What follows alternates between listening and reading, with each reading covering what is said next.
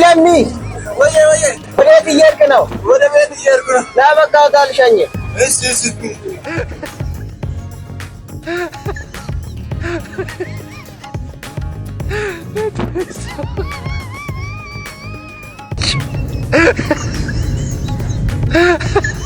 ወንድሜ ለምን ተሸከምከውና አታስቀምጥም? አይ ባለመኪናው በነፃ ስለጫነ ይሄን እንኳን ላግዘው ብዬ ነው። የምትመለከቱት ዝምት ብሎ የተነሳው እንግዲህ ሌባ ነው። በምታዩት መልኩ የፋርማሲስት ባለሙያችንን ስልክ ነው ይዞ የጠፋው። በምታዩት ፕላት መኪና ነው የመጣው። ሌባው ወረደ። በምታዩት መልኩ ካሜራ በተለያየ አንገል ስላስቀመጥን እንዲሁም ኮምፒውተርም ላይ ዙም አድርገን ስናየው ኮድ 3 B23266 ነው ታርጋው። በታች በስክሪን ቤት በኩል እንደምታዩት ወደ ኋላ ፓርክ እያደረገ ነው።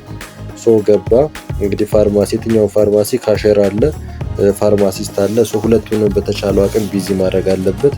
የተጠቀለለ ብር 200 ብር ድፍን ነው እንግዲህ እነሱን በማሳየት ያው ገዢ ነኝ ለማለት ነው። ውስጥ ሹፌሩን አንቺ ዳይፐር እና ፊሽ ኦይል ነው የፈለገው።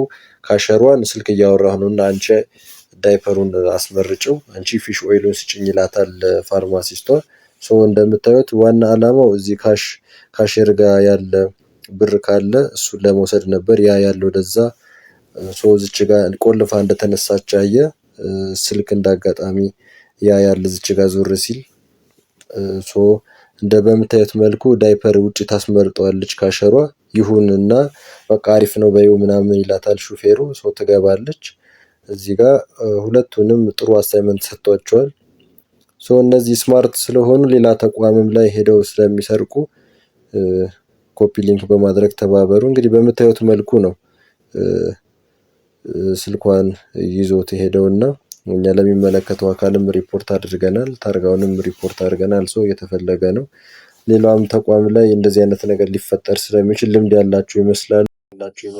እንግዲህ ለጥንቃቄ በጣም የሚገርም እኮ ነው።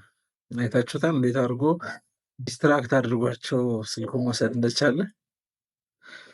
እንግዲህ ሰው ጥሩ ስለለበሰ ሌባ አይደለም ማለት አይቻልም። ጥንቃቄ እናድርግ።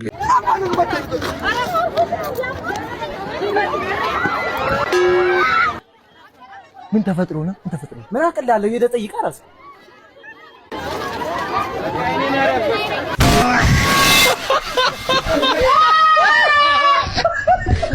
በአማካኝ አንድ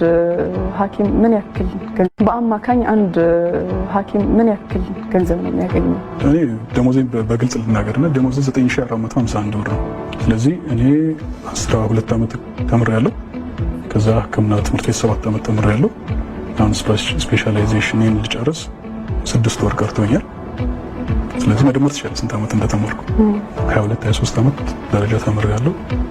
ተመርቄ ስወጣ 1000 ብር ነው የሚጨምርልኝ ደሞዝ። ስለዚህ አሁን ቤት ኪራይ ለአድማጫችን ክፍት ብናደርገው ይሻላልና ስለዚህ አንድ ስፔሻሊስት ደሞዝ 10000 ብር ነው ማለት ነው። በመንግስት ሆስፒታል ደረጃ ካይሹ 11000 ብር 11305 ብር አካባቢ መሰለኝ ካልተሳሳትኩ። ስለዚህ መገመት ይቻላል። አሁን ለምሳሌ ለምንድን ነው ይሄ ባለሙያ ይሄን ያህል አገሪቷ ገንዘብ አውጥታበት ይሄን ያህል ለፍቶ ሲወጣ ግን ቤት ኪራይ ራሱ መከራየት አይችልም? በዓለም የሐኪሞች ደሞዝ ደረጃ የኢትዮጵያ አነስተኛው የሚባል ደረጃ ነው። ስለዚህ ቤት ተከራይቶ መኖር የማይችልበት ቤተሰብ የሚመሰረት ጊዜ ልጆች ማብላት የማይችልበት ደረጃ ላይ ደርሷል። ጤና ባለሙያ ስለሆንክ ያው በቅርበት አውቀዋለሁ። ያሳዝናል በጣም ያን ሁሉ አመት ተለፍቶ ያ ሁሉ አመት በጣም አድካሚ የሆነ ሕክምና ትምህርት ይታወቃል። እንግዲህ ብዙ ማንበብ ብዙ መመራመር የሚጠይቅ የትምህርት ዘርፍ ነው። ያ ሁሉ ታልፎ አንድ ኩንታል ጤፍ እንኳን መግዛት የማይችል ደሞዝ ነው አንድ ስፔሻሊስት ደሞዝ። ከባድ ነው። ይሄ ጉልበት በዝበዛ ነው ጋይስ። መንግስት የጉልበት በዝበዛ በቃ ሊትራሊ ጉልበት በዝበዛ የፈጸመ ነው። ይሄን ሁሉ ሰዓት አሰርቶ ምንም ነገር ማድረግ የማይችል ገንዘብ ሲከፍል ሌላ ምን ትርጉም ሊሰጠው ይችላል? ተገቢ ነው ያምናለሁ። እዛች መጋረጃ ውስጥ ይላል እንዴ እዛት ላይ ገበያ ጠረረ መሰለኝ። አሁን የት ሄዱ ይባላል ልጅ ሰው እንደፈራው ታመለጥ አረጉ ማለት ነው። ወዳጄ እዚህ ጋር ነኝ። ቀራምላክ ስም አታ ሁለተኛ ድስት እንዳልሰማ እኔ ባዳም ልኮ አልወድም። አስደነገጡኝ እኮ አባብዬ እንዴ ሰውር ምንም እኮ የሉም እኮ ሳልፍ እኮ ምንም አይቻለሁ እኮ ወደዚህ ግን በጣም አንበሳ ነው። አውትዶር ሰርቪስ መጀመሩት በጣም ጀግና። አዲስ ነገር ደስ ይላል። ወጥወጥ ማለት ነባ ሌላ ታሪክ ውስጥ ነው ያለው። ነባ 4 ኪሎ በጣም ደስ ይላል ኮንቴንቶቹን። ብራዘር ፈተና እንዴት ነበር? አረ ቀላል ነው ማን አንተ። እኔ ግን ከብዶኛል የምር። ባቲ ቀላል ነው ዘግቼው ነው የወጣሁት። እሺ ሾርት አንሰሩ ምን አልከው? ቀላል እኮ ነው። ሰሜን ብሔራዊ ፓርክ ነው። መድኃኒዓለም አንተ ያማል እንዴ? ማትስ እኮ ነው የተፈተነው። የምርህ ነው? የምር ጭራሽ ህብረተሰብ መስሎኝ። በፈጣሪ ሲጀመር ህብረተሰብ የሚባል ትምህርት እንማራለን? አንማርም። አንተ እውነትም ለይቶልሃል። እሺ ትሩ ፎልስ ምን አልከው? ሁሉም ትሩ ነው? ትሩ ፎልስ አለው ጥያቄው። ወይኔ ጓደኛዬ በዚህ አይነትማ ካልኩሌሽኑን አልሰራኸውም ማለት ነው። ጭራሽ ካልኩሌሽን አለው። አንተ የምርህን ነው እንዴ? እንደውም የሆነ ዋሻ የሚመስል ቅርጽ ሰጥቶን ኤሪያውን ፈልጉ የሚል ጥያቄ አታስታውስም?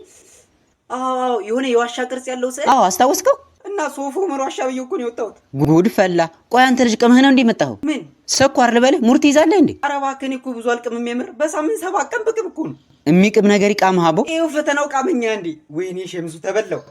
ሸምሱ ስም ቀየርክ እንዴ? ማለት ማን ነው ስሜ? ዳግም ነዋ። ኧረ ይሄ ልጅ አበደ። ቆይ ኤግዛም ፔፐሩም ላይ ሸምሱ ብለን የጻፍከው? ስም መጻፍ ያለው እንዴ ፈተናው? ገደል ግባ አቦ።